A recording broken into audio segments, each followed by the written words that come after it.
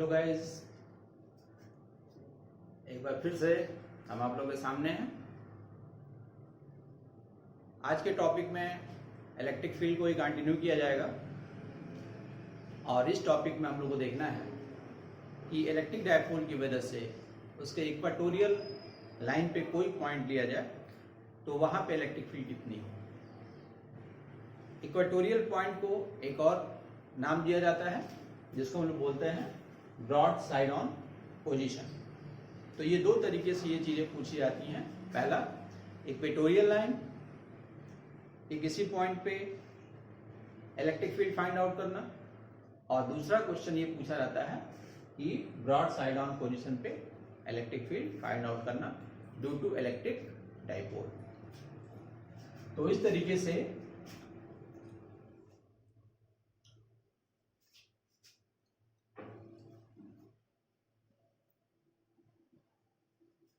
तो ये एक इलेक्ट्रिक डाइपोल है, minus Q plus Q charge से बना हुआ है। ये इसकी एक्सियल लाइन है और एक्सियल लाइन के परपेंडिकुलर बाइसेक्टर लाइन को हम लोग बोलते हैं इक्वेटोरियल लाइन। और इक्वेटोरियल लाइन के ऊपर कोई भी पॉइंट रहेगा तो उसको हम लोग बोलेंगे इक्वेटोरियल पोजीशन, ठीक है। और इसी चीज को हम लोग ब्रॉड साइड ऑन पोजीशन भी बोलते हैं। तो सपोज करिए कि यहां पे कोई पॉइंट P है, ये माइनस चार्ज और ये प्लस चार्ज, इनके बीच का सेपरेशन है 2L और यहां से इसकी डिस्टेंस है L और यहां से इसकी डिस्टेंस है L।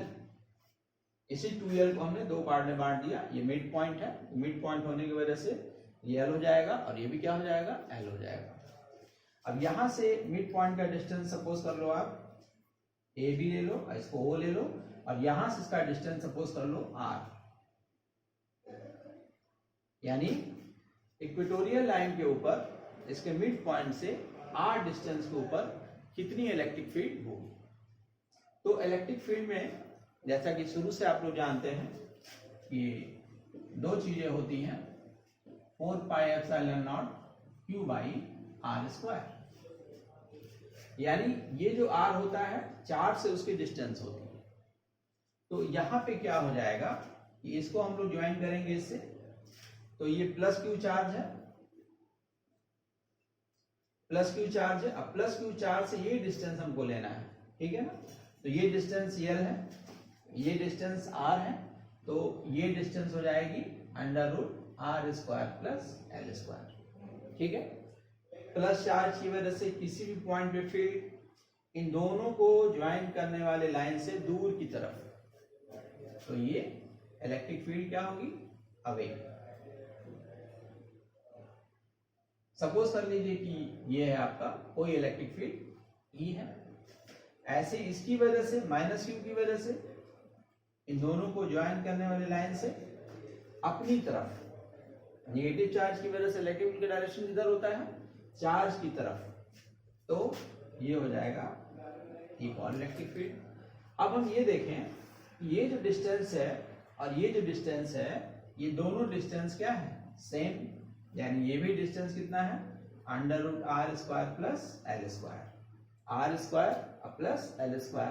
तो ये डिस्टेंस भी सेम है, चार्ज का मैग्नीट्यूड भी सेम है। इसका मतलब है ये जो दोनों फील्ड होगी उसकी वैल्यू भी क्या होगी, सेम। इसका मतलब हुआ कि इस पॉइंट पर यहां भी इलेक्ट्रिक फील्ड आपका E है और यहां भी इलेक्ट्रिक फील्ड क्या है, E है। तो मैग्नीट्यूड इसका सेम है, डायरेक्शन अलग अलग है, वेक्टर फॉर्म में ये अलग होगा, लेकिन हमको यहाँ पे सिर्फ मैग्नीट्यूड देखना है क्योंकि हमने डायरेक्शन ले लिया। हमने डायरेक्शन क्या किया, ले लिया, ठीक है। तो इसकी वैल्यू कितनी होगी, तो इसकी वैल्यू होगी 1/4πε0 Q divided by this one का स्क्वायर √r² प्लस L² का होल स्क्वायर, और ये वैल्यू हो जाएगी 1/4πε0 Q/r² plus L²। Equation number first. अब हम क्या करेंगे, देखिए ध्यान से, ये एंगल हम ले लेंगे थीटा। तो अगर ये एंगल थीटा होगा ये लाइन पैरेलल है तो ये भी एंगल कितना हो जाएगा, थीटा। ये लाइन पैरेलल है, ये ट्रांसवर्सल है, ये थीटा है तो ये भी थीटा होगा, और जब ये थीटा होगा तो ये एंगल भी क्या हो जाएगा, थीटा। यानी ये दोनों वेक्टर जब इक्वल हो जाएंगे तो इनका बाइसेक्टर लाइन ये हो जाएगा। तो अगर ये एंगल थीटा तो ये भी थीटा, फिर ये थीटा तो ये भी थीटा। इसको आप इधर से भी समझ सकते हैं, ये लाइन पैरेलल है, ये एंगल थीटा, ये एंगल थीटा, ये एंगल भी थीटा, तो ये दिमाग में बैठा लेंगे। अब इसको हम रिजॉल्व करेंगे तो थीटा की तरफ रिजॉल्व होगा t cos थीटा, और ये इधर रिजॉल्व होगा e sin थीटा। ऐसे इस चीज को हम रिजॉल्व करेंगे इधर e cos थीटा, और जब इधर रिजॉल्व होगा तो ये होगा e sin थीटा। अब ये चीज देखिए, ये दोनों एक ही लाइन के अलॉन्ग है, इतना ऊपर e sin थीटा और इतना नीचे e sin थीटा, तो ये दोनों ही कंपोनेंट क्या हो जाएंगे, कैंसल हो जाएंगे। ठीक है, तो यहाँ पे एज्यूम कर लीजिए elect angle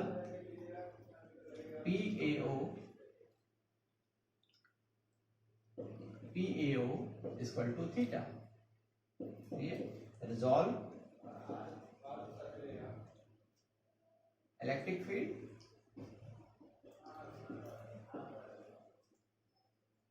at P along x axis and y axis। ठीक है, फ्रॉम फिगर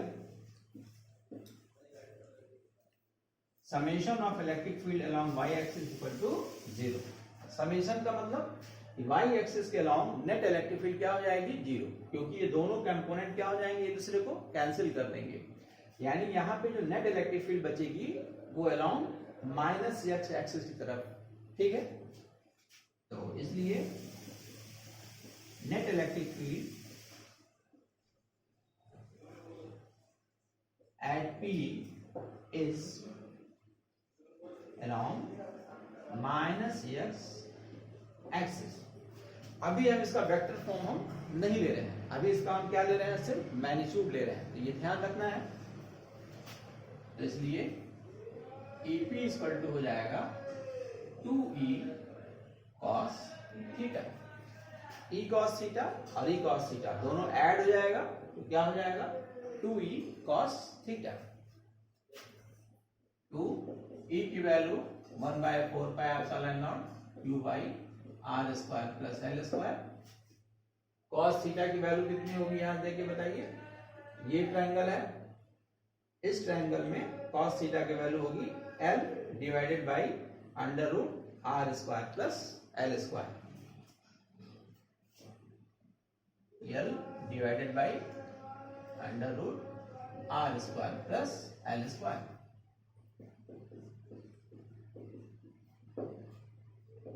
ये तीन इकट्ठा कर लो आप, तो ये हो जाएगा Q इंटू 2L, और ये R square plus L square, और ये R square plus L square पे 1/2। रूट हटाएंगे, इसका पावर कितना हो जाएगा, 1/2। ये जो वैल्यू है इलेक्ट्रिक डायपोल मोमेंट का मैग्नीट्यूड है, यानी सिर्फ हम लिखेंगे P, और ये हो जाएगा R square plus L square, और यहाँ पे 1, और ये 1 प्लस 1/2 कितना हो जाएगा, 3/2। ये पावर हटा दीजिए।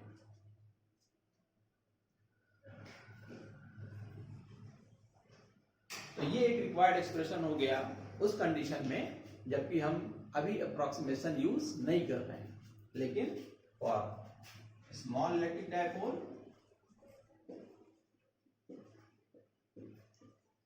Dipole, small l less than r, इसलिए L square is very small, बहुत छोटा होगा। जब ये बहुत छोटा हो जाएगा तो r square plus L square just equal to R square. तो अब यहाँ पे ये वैल्यू हम पुट करेंगे, तो इसे हम कोई इक्वेशन मान लेते हैं, इक्वेशन नंबर सेकेंड। तो using equation second, EP equal to 1/4πε0 P divided by R square, और इस पर 3/2, 2 क्या हो गया कैंसल, 1/4πε0 P बाई R3। ये है इस पॉइंट पे इलेक्ट्रिक फील्ड, इक्वेटोरियल पॉइंट पे ड्यू टू इलेक्ट्रिक डाइपोल। अगर हम इसका डायरेक्शन देखें तो डायरेक्शन आपको क्लियरली विजिबल है। डायरेक्शन किधर है, अलोंग -x एक्सिस, ठीक है। यानी अगर वेक्टर फॉर्म में इसको हमको देना है तो कैसे हम दे पाएंगे, EP equal to 1/4πε0 minus vector P divided by R2, क्योंकि यहां पे P वेक्टर क्या हो गया, नेगेटिव, ठीक है। तो इस तरीके से हम लोग इक्वेटोरियल पॉइंट पे और इसके पहले वाले वीडियो लेक्चर में हम लोग देखा एक्सियल पॉइंट पे दोनों के इलेक्ट्रिक फील्ड हम लोगों ने स्टडी किया।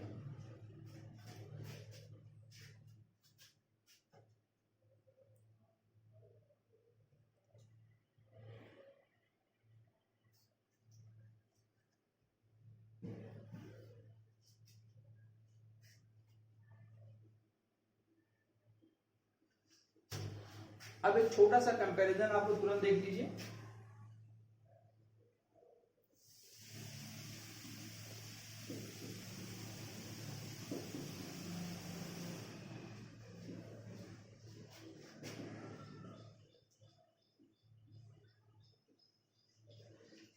ये एक्सियल पॉइंट है,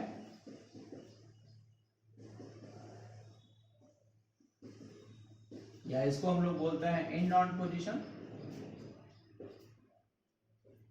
ये दोनों ही पॉइंट से आपसे क्वेश्चन आते हैं, और यहाँ पे वैल्यू होगी EP equal to 1/4πε0 P by R3, जहाँ P क्या है, Q इंटू 2L। अगर इसी को हम वेक्टर फॉर्म में ले जाएं, ये 1/4πε0 P divided by R3, 2P divided by R3, और यहाँ पे भी 2P डिवाइडेड बाई R3। ये एक्सियल पॉइंट है तो यहाँ पे दे दिया एक्सियल। ऐसे ही अगर इक्वेटोरियल है, सेकेंड,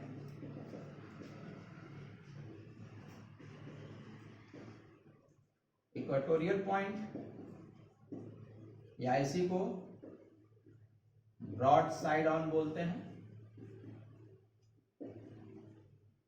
तो यहां पे अगर हमको इलेक्ट्रिक फील्ड फाइंड आउट करना है, यहां से इसकी डिस्टेंस है R, ये -Q प्लस Q, तो आप लोगों ने देखा ये इलेक्ट्रिक फील्ड इधर आया, तो इसकी वैल्यू क्या है, E equatorial 1/4πε0 P by R3, where P is equal to always Q into 2L, और वेक्टर फॉर्म में E equatorial 1/4πε0 minus vector P divided by R2। तो यहां पे हम ये देख लिए कि किस तरीके से इलेक्ट्रिक फील्ड होती है। यहां पे इसको हम ऐसे भी देख सकते हैं, इसको कि वेक्टर P आपका इधर है, और यहां पे वेक्टर P आपका इधर है, वेक्टर P इधर है, नेट इलेक्ट्रिक फील्ड इधर है, ठीक है, वेक्टर P इधर है और नेट इलेक्ट्रिक फील्ड भी इधर ही है। तो ये दोनों में डिफरेंस होता है, ठीक है। लेकिन मैग्नीट्यूड में क्या डिफरेंस होता है, ध्यान से देखिए। एक्सियल लाइन पे आता है 1/4πε0 2P बाई R3, और इक्वेटोरियल लाइन पे आता है 1/4πε0 P बाई R3। यानी इसका रेशियो अगर हम लें तो क्या होगा। तीसरा पॉइंट इसमें जानने वाली चीज है कि E axial divided by E equatorial equal to 1/4πε0 2P by R2 divided by P by R2। ये कैंसल, ये कैंसल, ये कैंसल, यहाँ बचा 2, यानी E axial divided by E equatorial equal to 2/1। इसका मतलब क्या है, ये एक्सियल पे जो इलेक्ट्रिक फील्ड होती है वो इक्वेटोरियल पॉइंट पे इलेक्ट्रिक फील्ड के ट्वाइस होती है। ठीक है, तो ये हम लोगों ने कंप्लीट कर लिया electric field due to axial and equatorial. अगर आपको वीडियो लेक्चर्स अच्छे लगते हैं तो उनको लाइक कीजिए, सब्सक्राइब कीजिए, शेयर कीजिए और हमेशा ईयरफोन का यूज करिए अगर वॉइस क्वालिटी थोड़ी धीमी होती हो तो। अगर कोई और प्रॉब्लम हो तो आप कमेंट बॉक्स में हमें सजेस्ट कर सकते हैं। Thank you very much.